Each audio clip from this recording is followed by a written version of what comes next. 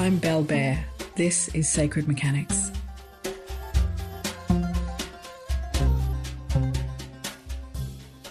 Hey everyone, it's Belle. Thanks for tuning in to another episode of Sacred Mechanics. Great to have you here. I've worked one-on-one with clients since about 2006 as a clairvoyant and an energy healer, psychic for lack of a better word. I don't like to use the word psychic very much. It seems so hardcore, but I guess that's what it is. And look, I'm going to be reflective in this solo episode, and then I'm going to pull up a few things that may be a little bit uncomfortable depending on where you're at in your life. But this subject matter is always fascinating.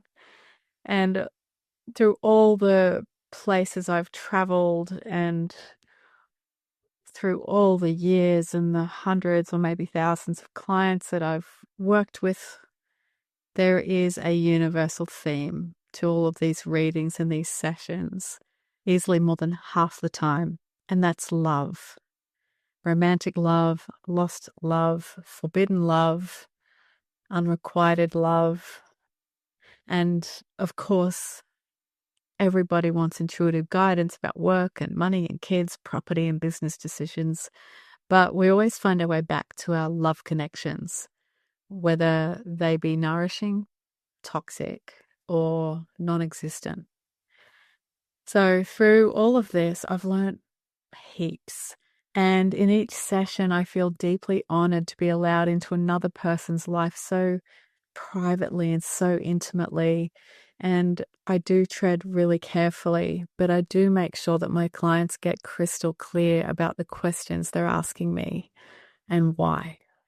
First up, in the very short and sharp readings, a woman, it's usually always women that ask me these things. A woman may ask me if a certain man loves her, or a woman or the other loves her. And I'll tell her for free. If she's wondering how the other one feels or how he feels, I'll point out that this is normally a heterosexual thing because the man is just not responding as a woman would. So let's just go traditional he, she for now.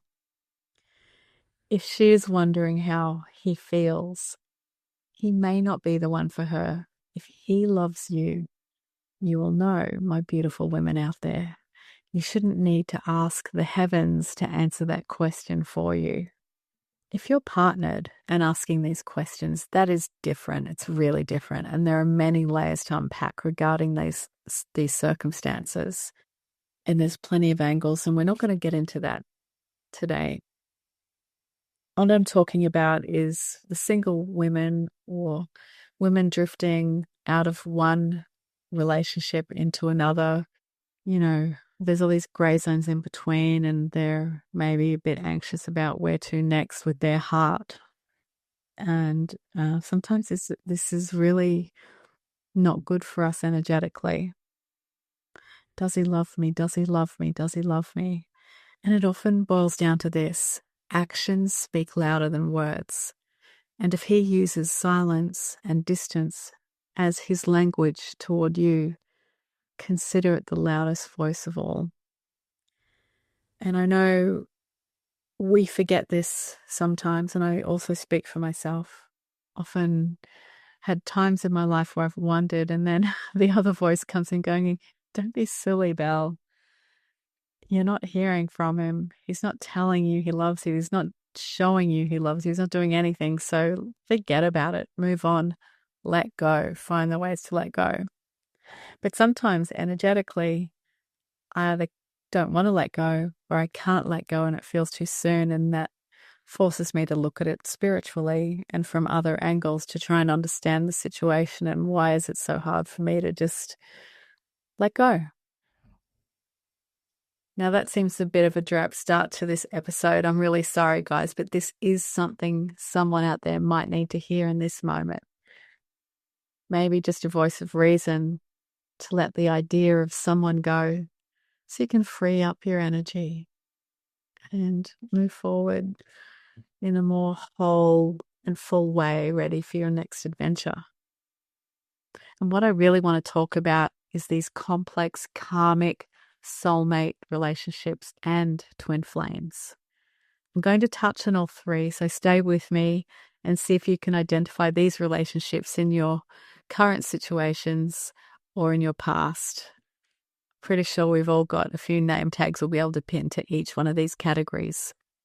Let's talk about the one that seems to get everyone's attention, twin flames. This is the most magnetic, consuming kind of connection you can experience. It's usually a romantic love connection as well.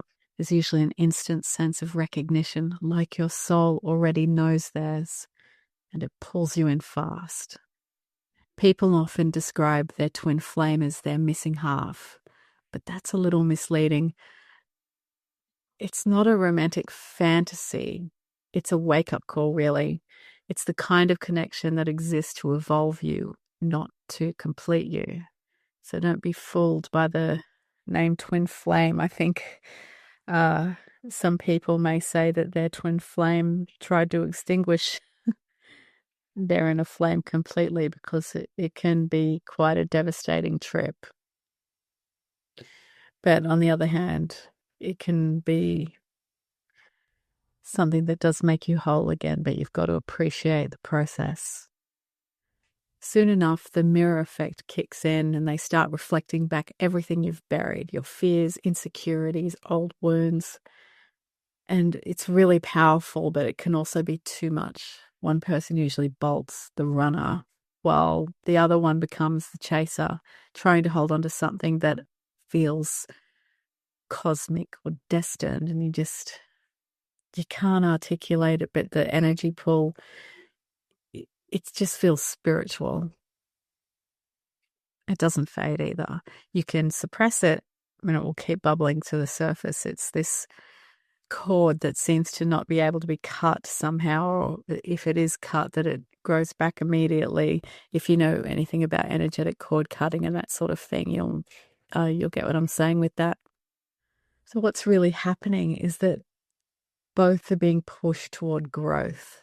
So you're literally pushing each other's buttons and dredging up all of these fears and wounds almost from the bottom of the pond. I guess the love is like a lily and it's growing so beautifully in such a harsh, unforgiving environment beneath the depths. A period of separation is often necessary, a time to heal, to build self-love, to awaken to who you really are. And that process takes time and it's not easy. It can be your dark night of the soul. And it could be years that you're apart from each other.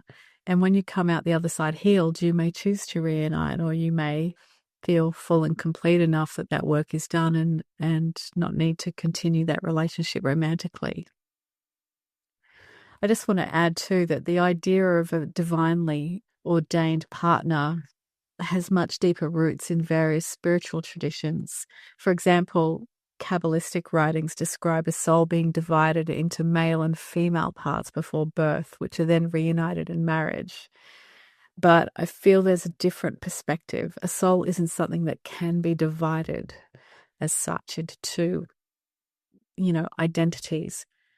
Additionally, I heard a fascinating theory or concept recently that if there are to be twin souls, they are already within us, two souls, one body, here to fight it out, as it were, or to balance our internal difference, to grow, make peace, evolve. And this concept deeply resonates with me.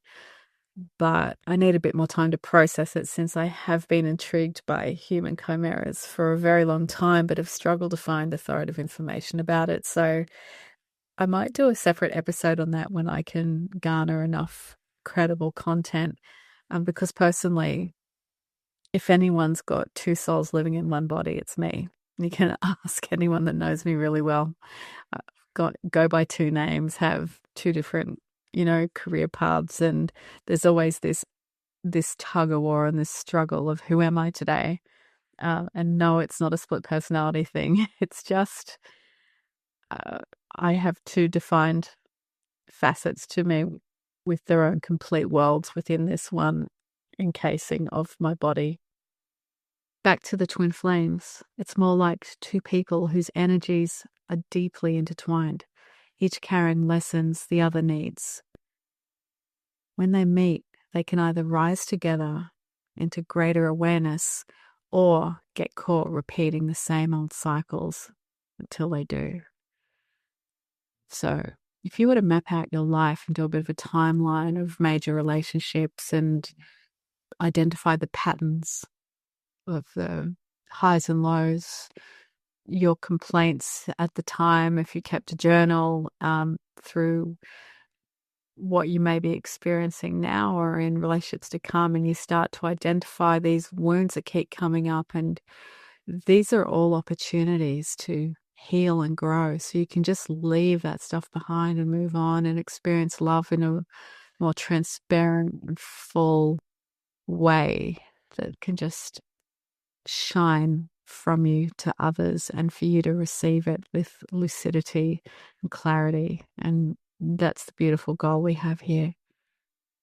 All right, so the next kind of connection I want to talk about is karmic connections. These are the ones that feel fated, but often come with a sting.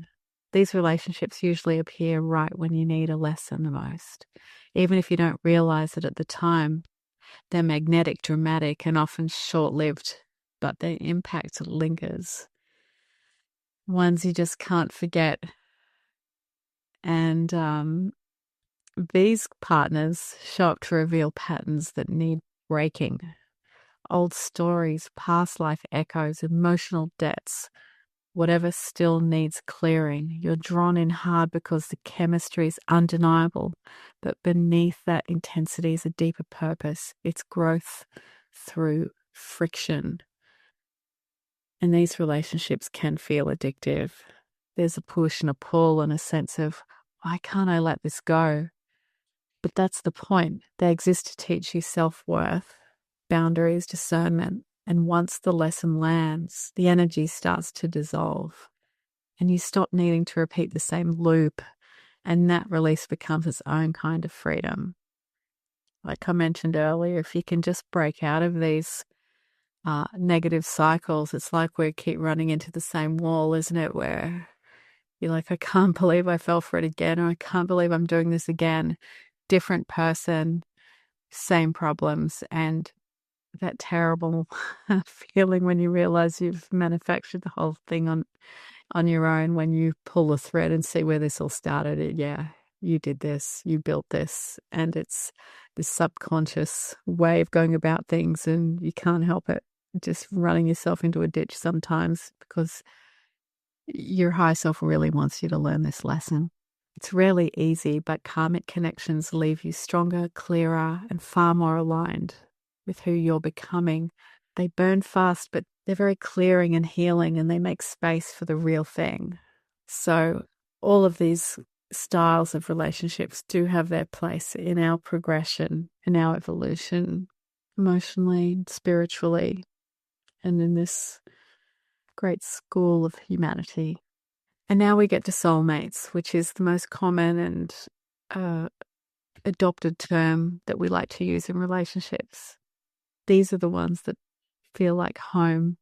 There's comfort and ease and a quiet recognition that doesn't need to be dramatic to feel profound. A soulmate might be a lover, a friend, a family member, even someone who drifts in for a short time but changes you deeply, and that connection really resonates with you and you just will never forget it. Soulmates remind us what connection feels like when it's safe. There's mutual respect, balance, and an unspoken understanding that you've known each other before, even if it's just a feeling that you can't quite put your finger on. They don't trigger your trauma the way that a twin flame might. Instead, they support your healing.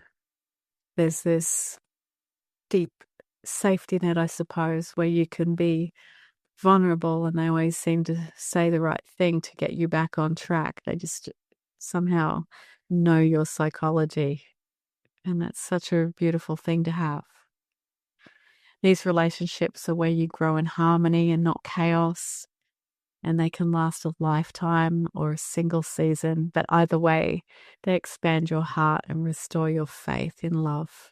Some believe you only get one soulmate, and I think that there are many, each reflecting a different facet of your soul's evolution. Every true connection is a mirror of your becoming. So we are absolutely not limited to one soulmate. I'd say the possibilities are infinite. I also want to touch on this concept that came up for me early in my training a very long time ago about soul pods. Soul pods are groups of souls. They might be, 50 souls or people or less. It could be the size of a family and so on. And that it's this concept that there's souls within this pod continue to rotate roles one lifetime to the next, karmically teaching each other lessons here and there, but never drifting too far away from each other. This is a really nice concept to consider with the relationships that you have with your parents and your children and life partners and things like that, where, my daughter may have been my mother and that sort of idea, this give and take. And sometimes this can come up in past life regression work where you can identify other souls in different bodies through different experiences. So really fascinating. There's something here too that I can't avoid, and it's talking about when you can't have the one you love. There comes a moment in almost every soul story when love doesn't go the way we hoped, when the person who awakened something wild and sacred in us slips beyond our reach. And from a shamanic perspective, that's not just heartbreak, it's an initiation. It's the best term I can give that feels sacred and spiritual for that deep resonance of pain and longing is an initiation. When we fall for someone who stirs us so deeply, it's rarely about just them. They awaken the memory of unity, a vibration that our spirit recognizes. It's the song of connection that we all come from, the pulse of creation itself. And when we can't have them, the sin doesn't stop. It echoes inside us. And it's asking to be understood. In the shamanic way of seeing, longing is medicine. It isn't something to get rid of. It's something to travel through. The ache is the portal. It asks, what does this love reveal in me? What part of me is trying to return home through this person's face, this story, this impossible yearning? Sometimes souls meet in this life not to join, but to catalyze. The connection ignites a fire meant to burn away illusion, to dissolve attachment, ego, and the idea that love means possession. They may not walk beside you in this world, but that doesn't make the bond less real. And that's something you must remember and keep in mind. It just means the work is happening in another field, in the unseen space where both souls are still learning, balancing, remembering, even if that's in a dreamscape for you, or in meditation, or in visions. When love can't be lived in form, it becomes a spiritual dialogue. You might feel them in dreams, in the wind, in the music that seems to follow you around. And that's not obsession, that's energy completing its cycle. It's showing you where your heart needs tending. And sometimes you need to let that energy ground. Let it be, let it ground. And in that space, there's a kind of retrieval to be done. When we lose ourselves in longing, pieces of our soul get scattered across the story. Fragments of hope, of memory, of what might have been. And the shaman's path calls these pieces home. You breathe them back in, you reclaim your strength. Because the truth is, you didn't lose love, you became it. When you can't have the one you love, your task isn't to forget them. It's to embody the frequency they awakened, to let it move through you until you are radiant with it, until you no longer need them to remind you of who you are. That's the quiet alchemy of the heart, turning loss into wisdom and desire into light. Now I feel like we're going deeper and deeper and deeper into this muddy pond. I think we've left the beautiful lilies on the surface long ago. We get into the realm of limerance. I don't wish the feeling upon anyone. To be honest, it's really intense, and there's this great sense of futility that surrounds it. And to describe it, it's that almost spellbound state of longing where the mind can't stop circling around and around and around one person. Every look, every silence, every coincidence feels charged with meaning.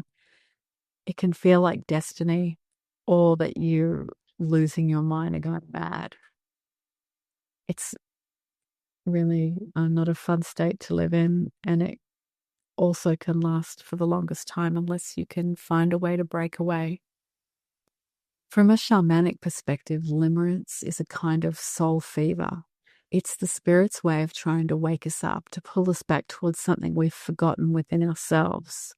The other person becomes a mirror for the divine, not because they are divine, but because they reflect our hunger to reunite with it.